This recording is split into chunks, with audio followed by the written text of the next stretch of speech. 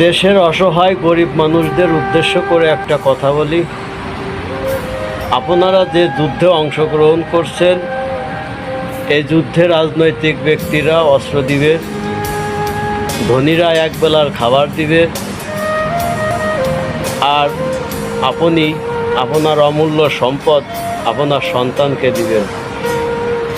আর যুদ্ধ শেষে রাজনৈতিক ব্যক্তি হাত মেলাবে, ধনীরা দ্রব্যমূল্যের দাম বাড়াবে, আর আপনি অসহায়ের মতো আপনার সন্তানের কবর খুঁজে বেড়াবেন।